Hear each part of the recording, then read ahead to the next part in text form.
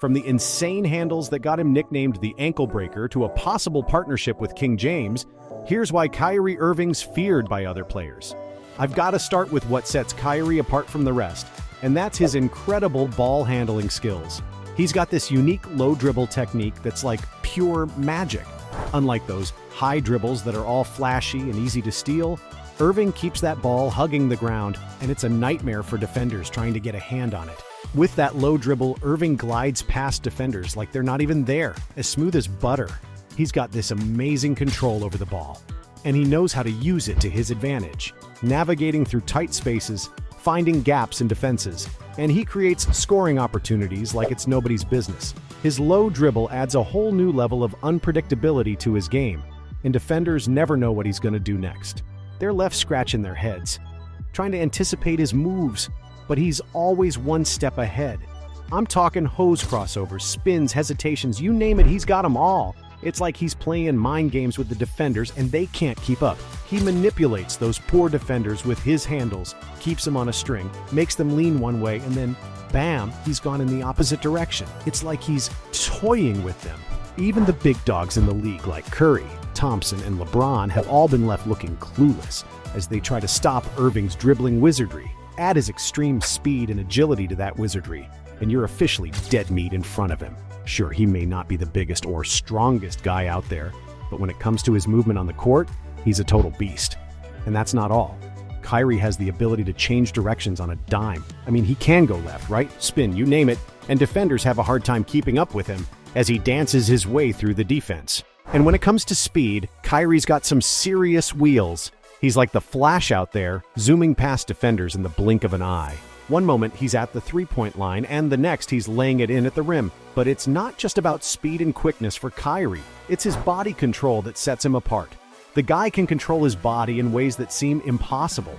He's like a gymnast out there, twisting and turning midair to finish at the rim. And when he dunks, it's a thing of beauty.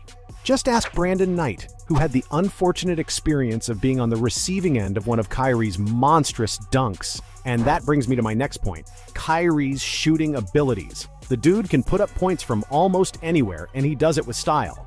Whether it's driving to the basket, sinking threes from beyond the arc, or finishing with a silky smooth layup, he knows how to fill up that scoreboard. Defenders have a tough time containing Irving's scoring prowess, and his shooting range is where the tough time begins, because he has a deadly three-point shot that demoralizes his opponents. Along with that smooth stroke, he releases the ball with a flick of his wrist, which leads to nothing but net. Defenses have to be on high alert when Kyrie's beyond the arc, because if they give him even an inch of space, he'll make them pay. Kyrie's had some monster games in his career, and check out his stat sheet, because he's done something very few have done in the NBA, like dropping a 60-pointer game. And no, that wasn't a one-time thing. He also has 5 50-pointer games under his belt. That alone highlights what happens when he's in the mood, which he often is, because averaging 23.4 points per game isn't a joke, and it puts him in the company of Larry Bird and Shaq. It's not only about the numbers, though. It's the way Kyrie scores that makes him a true maestro. He may not be a better shooter than Curry, but he's beyond a doubt more skilled, putting him in the same class as some of the greats in the NBA. The greatness comes from nothing other than his killer mentality. That's why he's a different breed. And those are the words of his former teammates, Kevin Durant and James Harden. Kyrie's mentality, on the court, paints a different picture of the guy who causes controversies off court. And his mental approach is often misunderstood by the media and the fans. He faces criticism for his decisions and opinions, like asking for trades or questioning the shape of the earth, but none of that affects his performance on the court. The guy can ball, and he doesn't let the noise get to him.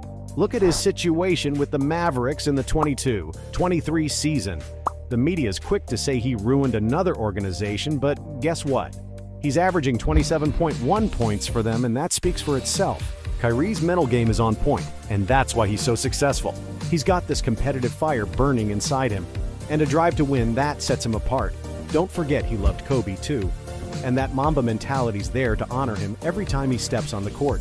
It's also what helps him bounce back from setbacks. He's faced so many injuries and challenges after leaving Cleveland, but he doesn't let them define him at all. Instead, he uses those obstacles as fuel to come back even stronger. And that strength lies in his ability to stay calm under pressure.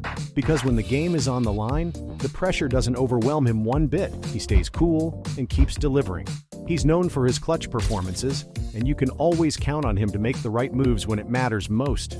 Even Durant was amazed at how Kyrie approaches those high-stakes situations, almost like it's 1 minute into the game for him. That's probably why he's one of the most clutch players in NBA history, with some insane highlights since making his debut in 2011, and I've got to talk about that Game 7 in 2016. You know the one I'm talking about. The whole NBA world knows it. Cleveland Cavaliers versus Golden State Warriors, the final minute of the NBA Finals, score tied. The Cavs fought their way back from a 3-1 deficit, on course to make history, and it all came down to this moment. Kyrie took matters into his own hands, hitting an insane three-pointer over Curry, and that shot gave the Cavs the lead, securing them the championship. It's hailed as the most clutch shot in NBA history. It'll be talked about for years to come, and Kyrie hasn't lost his touch since then. Take the 2019 to 2020 season, for example. The Brooklyn Nets versus the Chicago Bulls, and Kyrie went off, dropping 54 points. And he did it while the Nets were fighting for a playoff spot. He straight up took over when it mattered most. He's even been on fire with the Mavericks whenever he's played, and the crunch times have seen his best performances, whether the media wants to admit it or not. In one game, he scored 8 consecutive points within the final 4 minutes of regulation, hitting a clutch transition three-pointer that put Dallas in the lead, and they never looked back. This gave LeBron a good reason to want him back, despite all the reasons not to want him back at all. Because with Kyrie comes a whole lot of baggage, something teams are running away from, except for the Lakers. That's because LeBron knows how deadly he can be with Kyrie. And at his age, it'll probably take the old iconic Cleveland duo to get him that championship. If Kyrie does end up making his way to the Lakers, the LA fan base has something to be excited for, because LeBron and Kyrie form an unstoppable offensive duo. And it wasn't only their skills that made them great. They had this special chemistry that you could see on the court. They were always on the same page, making those beautiful pick-and-roll plays and alley-oops. It's like they had telepathy or something.